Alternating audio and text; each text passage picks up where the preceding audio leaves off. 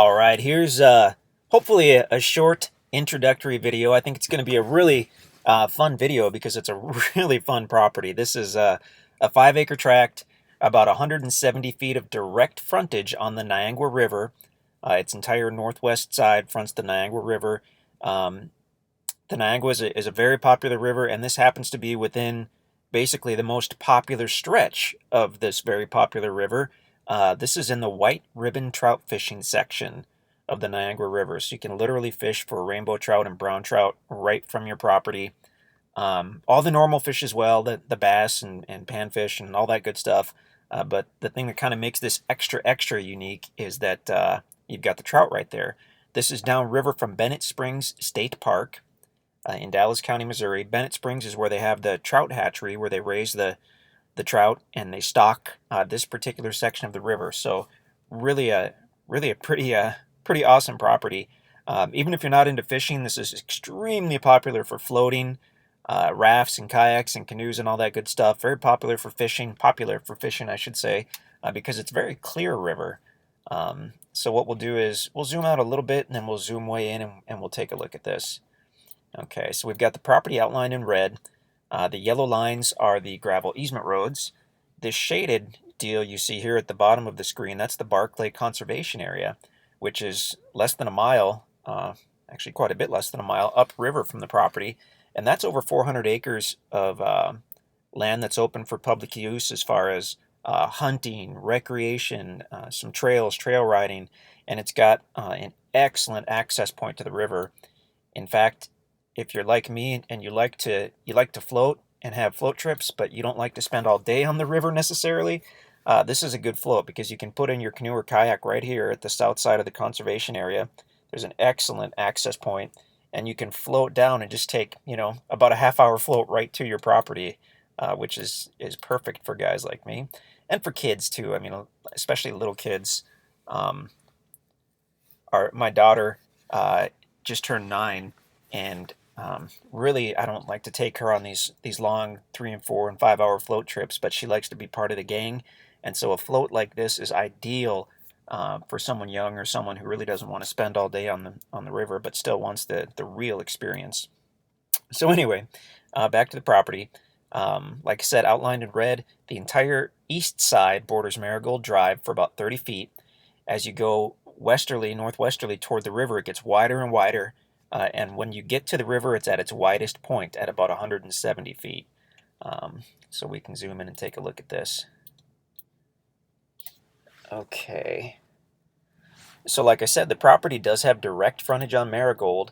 There is currently no driveway or approach, but all you have to do is hang a left just before the property, and that's the start of the easement roads at Riverside at the Niagara. So you pull in the gate, turn to the right, go about 3 feet, and you're literally on the property. And then you can drive this meadow. It gets wider and wider. There's so much going on with this property. I'm not sure where to start, but we'll start at the upper meadow area. The property's highest here on the east side. It's basically flat. This whole meadow you see, this open area, is basically flat, maybe a little bit of roll to it. You get to this tree line, it's still flat, and then when you get into this thicker timber, it starts to slope down steeply. This area right here is steep. Then as you get into the bottom field, it flattens out again, so this is all nice and flat. And then when you get into this final tree line, it slopes down a little bit and back up a little bit until you get to the river itself. In fact, if we look at a topo map, that'll show it usually pretty well. Okay, so on the topo maps, the lines indicate elevation changes, roughly 20 feet between each line. All that these darker lines are indicating is a total of 100-foot elevation change. So every fifth line is a darker line. So when the lines are close, like you see here toward the middle of the property, that indicates that it is steep. When they're far apart, like this east side and this west side, that indicates it's quite flat. So this really tells the tale pretty well. This whole east side basically flat. This part here is sloping down steeply. Now there is no road or trail on this part, so to access the west side of the property, all you have to do is take the gravel road system down the hill and then back up right to and across the property. So you'd be welcome to put in your own trail here, but with it being steep, I mean, you'd have a couple days worth of work with a dozer or a big skid steer or something in order to cut a trail down there. So you can certainly do that, but you don't have to access the west side of your property in the river, which is the nice thing. Um, Now, as we look at this, I'm well aware that this looks like it's very long and thin. It definitely is long, but for the most part, it's not a thin property. Say, for instance, this part right here, we've got that measured. It's approximately 100 feet wide right here once you get toward the west edge of the meadow. And I mean, that's wide enough to build practically any type of house or cabin that you could ever desire. A couple weeks ago, we were up at Lake of the Ozarks, about 20 miles north of here, checking out some different lake homes just for fun. And most of the lake homes we saw, even the upscale ones that we could never afford, were on 50-foot lots or 75-foot lots, 50 to 75 feet wide.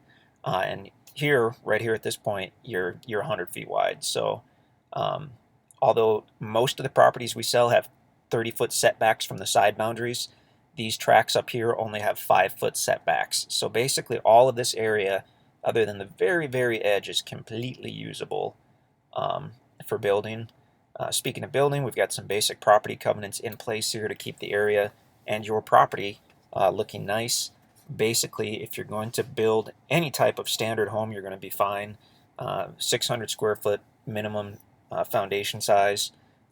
But the cool thing is you actually don't need permits. You can do just about whatever you want to do out here without having to get permits and inspections, which is pretty cool. So I mean, if you have any questions about the covenants, just give us a call, but they are listed in full in the listing, so you can check those out. Nothing too restrictive, like I said, but you do want to be aware of that you can't live in an RV or a portable building or anything like that on these tracts. So where were we? So like I said, this site here, potential building site. I mean, all of this is buildable until you start to get really to the east side here. You know, it's not that you couldn't build there. It's just why wouldn't you go a little further back where it's wider? So that's what's going on with that. The guys have kind of cleared a little site in here that you can see on the ground video. That's pretty cool if you want to check that out. But that's not the only building site by any means. In fact, if you went a little further to the west, where this hillside starts to slope down, you could build and have an awesome view of this river valley and the river itself, which is pretty cool. So that's what's neat about this property is you've got so many different options. What I'm going to do here also, I'm using the MapRight program. When you go to visit the property, ideally you'll get the free MapRight app, and then we can send you the link for this particular map. So you'll get the app on your phone or tablet, whichever device you get your email on. We'll email you the link. It'll actually come from MapRight. Open up the link, or I'm sorry, open up the email, click on the link. It will ask if you want to open it within the app, and you'll say yes. And then not only will this particular map pop up right on your device, there'll also be a little colored dot that'll show you exactly where you are within reason.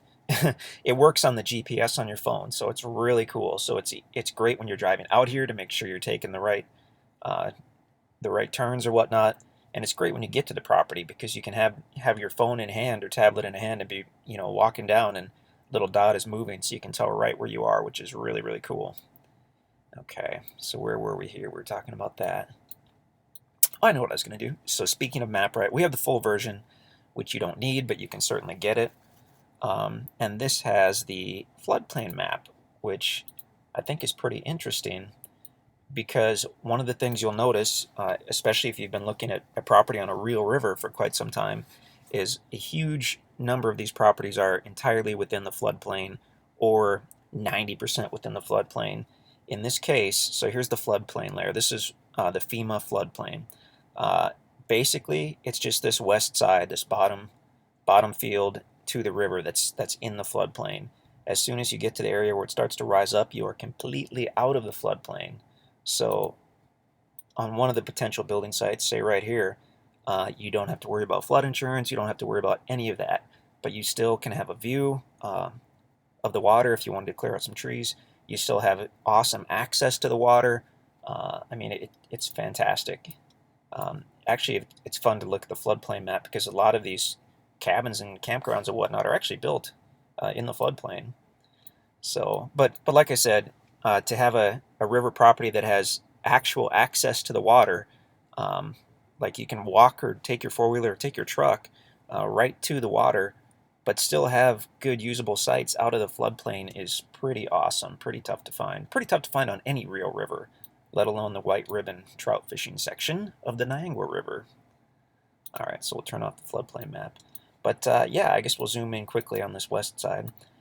So the west side, this bottom meadow is absolutely gorgeous. I mean, suitable, probably some of the richest, darkest soil you'll ever see, I would guess. Um, Great for horses, great for a garden. I mean, basically a lot of stuff you can do there. If I were camping, if I were spending a week or two at the property, that's probably where I'd set up. The camper or RV is down here in this meadow area, or potentially right at the creek bed if you wanted to. Um, but yeah, I mean, definitely feel free to come out and take a look at this. Let us know when you're driving out here, because there probably will be a lock on the gate, and we'll be happy to give you the combo for that so you can get in and check everything out. But your first step is just to go to InstantAcres.com, which is our website.